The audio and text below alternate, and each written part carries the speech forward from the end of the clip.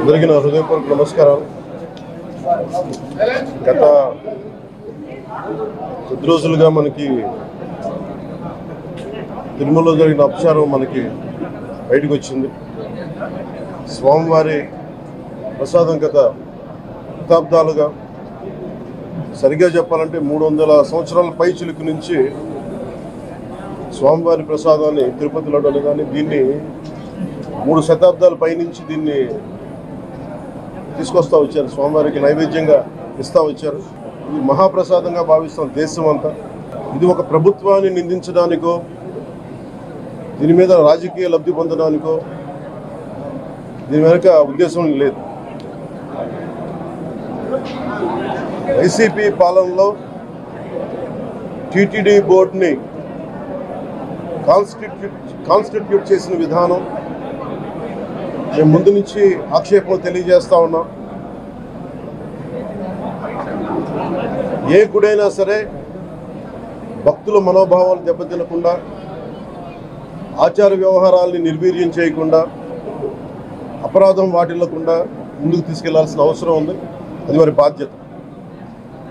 So TTD బోర్డుని constitute చేసిన YCP ప్రభుత్వం 2019 నుంచి సంస్కరణల పేరుతోటి, అంతకుముందు చాలా తప్పులు జరిగినాయనే వాటితోటి చాలా మార్పులు చేర్పులు పట్టుకొచ్చారు. స్వామివారి పూజా విధానాలు మార్చేశారు. శ్రీవాణి ట్రస్ట్ అని పేరు పెట్టి దాని మీద 10,000 రూపాయలు టికెట్ పెట్టారు ఒక్కొక్క వ్యక్తికి. ఒక్కొక్క కుటుంబం వస్తే 5 మంది, 4 వస్తే తక్కువ కాకుండా వాళ్ళకి 50,000 రూపాయలు వసూలు చేసి టికెట్ మట్టుకు, బిల్లు మట్టుకు 500 రూపాయలకి ఇస్తూ ఉండేవాళ్ళు. ఇది నేను చాలాసార్లు, నాతో పాటు చాలామంది భక్తులు ప్రస్తావించారు. చాలామంది రాజకీయ పార్టీల ప్రతినిధులు దీన్ని ప్రస్తావించారు. అన్ని పార్టీలు ప్రస్తావిస్తూనే ఉన్నాయి, వేలెత్తి చూపుతూనే ఉన్నాయి. కానీ ఏ రోజు కూడా దాన్ని పట్టించుకున్న పాపాన్ని పోలేదు. అలాగే వైసీపీ పాలనలో అఫీషియల్గా ఆన్ రికార్డ్ 219 గుడుల్ని అపవిత్రం చేశారు. విగ్రహాలని విధ్వంసం కావచ్చు, రథాలు తగలబెట్టడం కావచ్చు, అలాగే 300 పైచిలకు మన దేవాలయాలను అపవిత్రం చేశారు. ఇన్ని జరిగినా కానీ ఎప్పుడు నేను గొంతెత్తుతూనే ఉన్నాను. ఆ రోజు రామతీర్థం సమయంలో కూడా రాముల వారి విగ్రహాన్ని తల నరికేస్తే అర్చకులు దాన్ని, రాముల వారి విగ్రహాన్ని ఇలా పట్టుకొని ఆయన బాధపడుతూ ఉంటే ఆ రోజు కూడా నేను తెలియజేశాను. ఆ రోజు కూడా అందరూ ఏకం కావాలి. ఎవరి మతమైనా కావచ్చు, ఎవరి ప్రార్థనా మందిరాలు కావచ్చు, దేవాలయం కావచ్చు, మస్జిద్ కావచ్చు, చర్చి కావచ్చు, కానీ వారి మనోభావాలకి దెబ్బతినేలాగా దాడులు జరిగితే బయటికి రావాలి అని అందరూ నేను కోరుకుంటే, ఆ రోజున చిలకలూరుపేట నుంచి ఉండే ముస్లిం సమాజ సోదరులు కూడా బయటకు వచ్చి ఆ రోజున మద్దతు తెలియజేశారు. ఇది ఏ ధర్మానికి సంబంధించిన అందరూ రావాలని ఒక పిలుపునిస్తే ఆ రోజు కూడా వచ్చారు. మీరు కావాలంటే అది ఒకసారి మీరు ట్విట్టర్ టైం లైన్లో ఉంటుంది, అది కూడా మీరు చూసుకోవచ్చు. కానీ ఈ రోజున మేము ముందు నుంచి తెలియజేస్తూనే ఉన్నాం. చాలా అవకతవకలు జరుగుతూ ఉన్నాయి, ప్రసాదాలు కల్తీ జరుగుతూ ఉన్నాయి, సరిగ్గా లేవు, ప్రసాదం నాణ్యత పోయింది, డబ్బులు కలెక్ట్ చేస్తున్నారు, రిసిప్ట్లు ఇవ్వట్లేదు. అసలు టీటీడీ మీద కూడా వైట్ పేపర్ రావాల్సిన అవసరం ఉంది. ఇవన్నీ కూడా మేము చాలాసార్లు అనుకుంటా ఉన్నాం. కానీ ఈ స్థాయిలో కల్తీ జరుగుద్దని, కల్తీ ఉంటుంది, ఫుడ్ అడల్ట్రేషన్ ఉంటుంది, చేసే తిండిలో కల్తీ ఉంటుంది, అన్ని దేవాలయాల్లో కూడా ప్రమాణాలు పాటిస్తున్నారా లేదా అన్న చర్చ బయటకు వచ్చింది ఈరోజు. ముఖ్యంగా తిరుపతి లడ్డుకు ప్రసాదాన్ని శ్రీవారి మహాప్రసాదానికి సంబంధించి ఇది మీకు ప్రత్యేకించి నేను చదివి వినిపిస్తాను మీకు.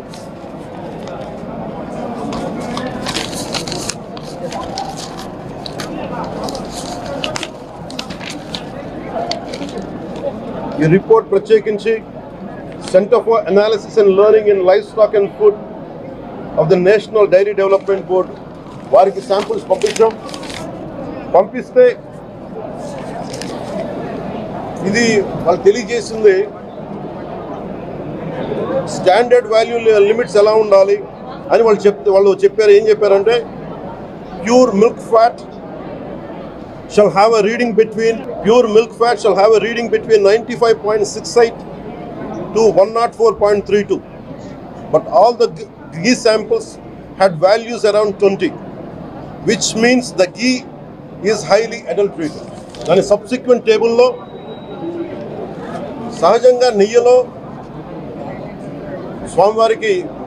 నెయ్యిలో కల్తీ వ్యాపారులు కల్తీ చేసేది ప్లాంట్ బేస్డ్ కల్తీ జరుగుతూ ఉంటుంది.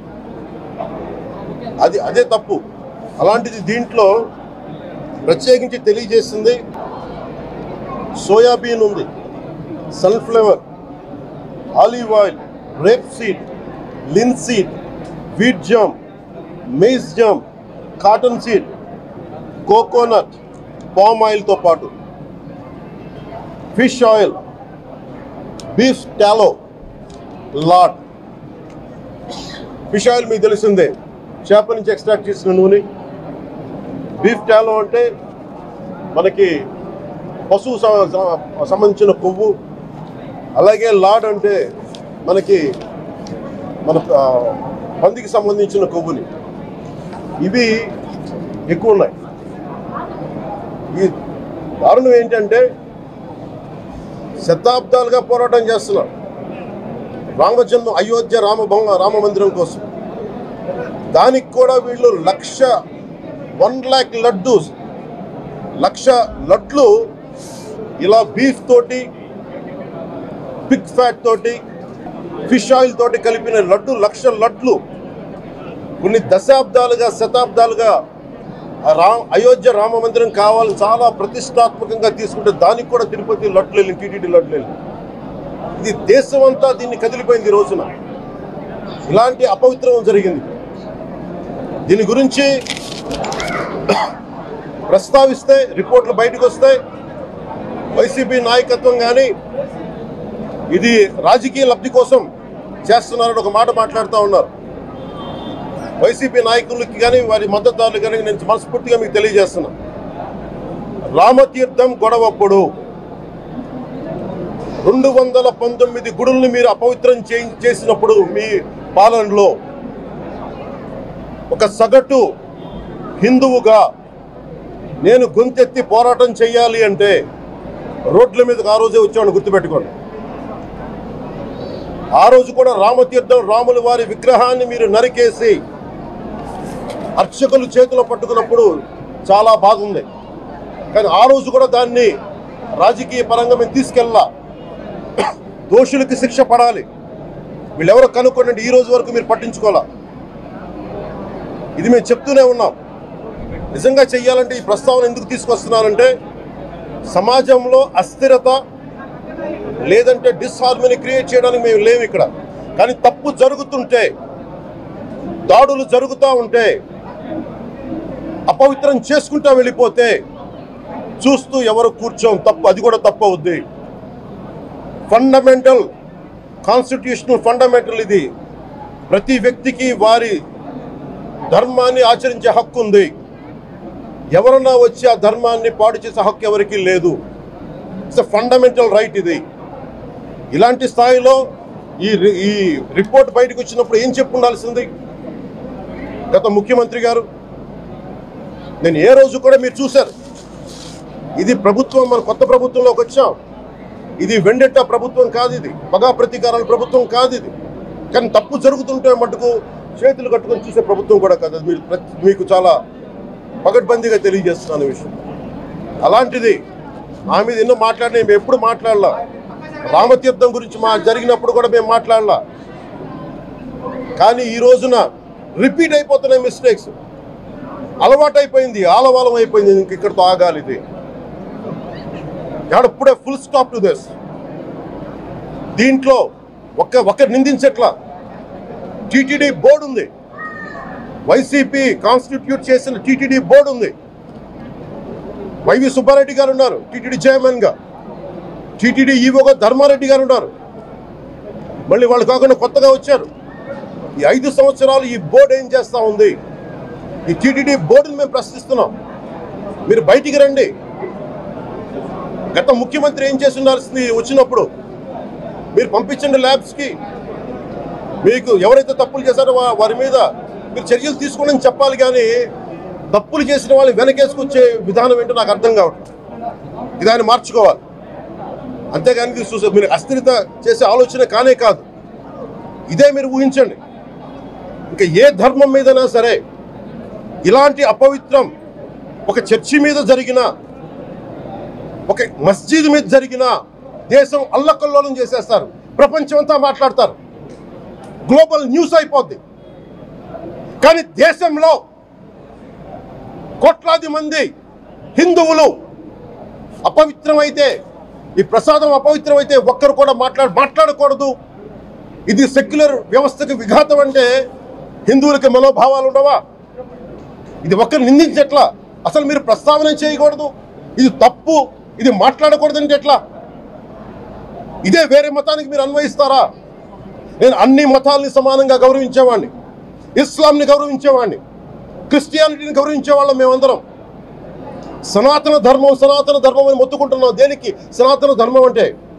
సనాతన ధర్మానికి ఒకరు ప్రారంభించింది కాదు. ఇది ఒక వ్యక్తో ఒక కూర్చోబెట్టి ఒకరు స్టార్ట్ చేసింది కాదు. ఇది కొన్ని వేలాది సంవత్సరాలుగా అన్ని మతాలని, అన్ని విశ్వాసాలని అలింగనం చేసుకున్న నేల ఇది. అలాంటి విశ్వాసాలకి దగ్గర తీసుకున్న ఈ నేల మీద ఇలాంటి అపవిత్రం జరిగితే, రిపీటెడ్గా జరిగితే, ఒకసారి కాదు, 2 సార్లు కాదు, రిపీటెడ్గా జరిగితే ఇప్పుడు కూడా మాట్లాడకూడదంటే అది తప్పు చేసిన వాళ్ళం అవుతాం. మేము దోషులకి శిక్ష పడాలి. ఫుడ్ అడల్టరేషన్ ఇది మేము కాదంటలా. టీటీడీ బోర్డు, అప్పుడు టీటీడీ బోర్డు బాధ్యత తీసుకోవాలి. పొలిటికల్గా వచ్చి అలంకారప్రాయంగా ఒక్కొక్కళ్ళు వచ్చేసి దర్శనాలకి టికెట్లు ఇవ్వడానికి మీరు బోర్డు మెంబర్స్ అవ్వలేదు. మీరు ఎవరు చైర్మన్ కానీ ఈవో కానీ. మీరు అక్కడ ధర్మాన్ని పరిరక్షించాలి. మీరు అక్కడ మీ ఇష్టాలకి మీరు కూర్చోబెట్టి మీ ఇష్టాలకి కాంట్రాక్ట్లు ఇచ్చుకోవడానికి మీరు టీటీడీ బోర్డుకి మీరు వెళ్ళలేదు. మీరందరూ, మీ అందరికీ బాధ్యత ఉంది. మీరు నిర్ణయించుకోవాలి.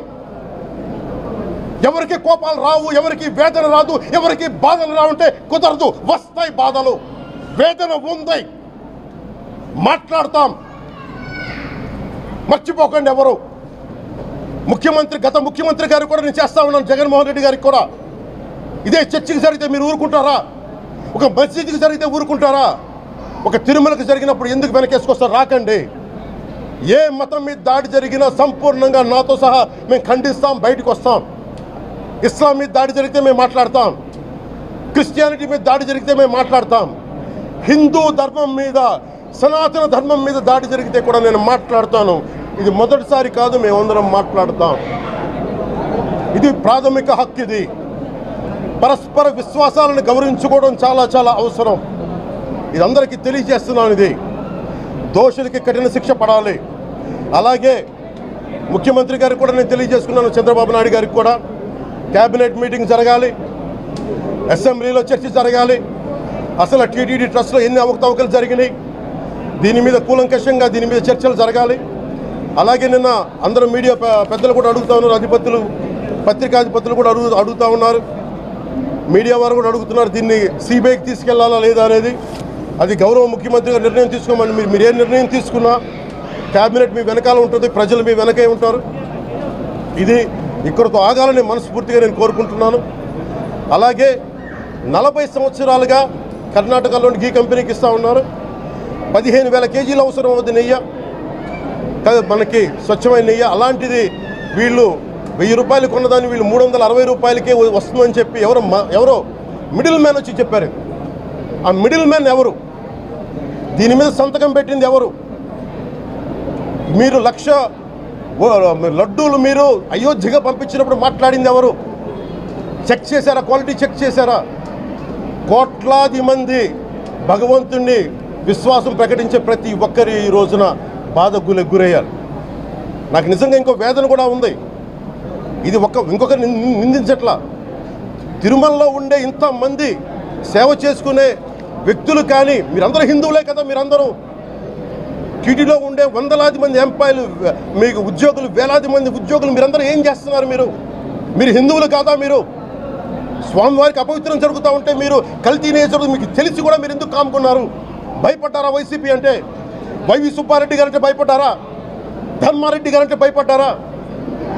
ఏ స్వామి అయితే మీకు ఆశ్రయం ఇచ్చారో ఆ స్వామికి అపవిత్రం జరుగుతూ ఉంటే మీరందరూ కామ్గా కూర్చునే మీకు ఎలా వచ్చింది మీకు? ఇది నేను సాటి హిందువులను కూడా నేను ప్రశ్నిస్తున్నాను. మీరు కూడా తప్పు చేశారు దీంట్లో. ఇది ముందుగా ప్రతి హిందువు గౌరవించాల్సింది. దీన్ని మీ మతాన్ని మీరు గౌరవించుకోండి ఫస్ట్. ప్రతి హిందూ నేర్చుకోవాలి ఇది. ప్రతి హిందువు ఆత్మపరిశీలన చేసుకోవాలి. మీరు బయటికి రావాలి. తప్పు జరుగుతూ ఉంటే కూర్చొని చేతులు కట్టుకొని మనకెందుకులే అంటే ఇలాగే ఉంటాయి. ఇది మారాలి. ఇది అందుకు నేను కూడా దీంట్లో భాగమే. కాబట్టి నిజంగా నాకు ఇన్ని సమస్యలు చెప్పారు ఇన్ని సంవత్సరాలుగా. వైసీపీ మీద పోరాటాలు చేస్తున్నారు. రోడ్లు బాగలేదంటే మాట్లాడాం, రైతుకి సమస్యలు వస్తే మాట్లాడాం, గుడులు అపవిత్రం చేస్తుంటే మాట్లాడాం. కానీ ఏ ఒక్కరు కూడా బలంగా కూర్చొని టీటీడీ ఉద్యోగులు ఎవరైనా సరే ఇలా జరుగుతుంది అని తెలిసి కూడా కామ్గున్నారంటే మీరు మహా అపరాధం చేశారు. ఆ మహా అపరాధానికి నేను కూడా నాకు సంబంధం లేకపోయినా ఈరోజు నేను ప్రాయశ్చిత దీక్ష మొదలుపెట్టాను. ఈరోజు 11 రోజులు స్వామివారికి నేను క్షమాపణలు కోరుకుంటూ దీక్ష తీసుకుంటున్నాను. ఇది మారాలి, భవిష్యత్తు ఇలా ఉండకూడదు అని కోరుకుంటూ సెలవు తీసుకున్నాను. నమో వెంకటేశ్వర.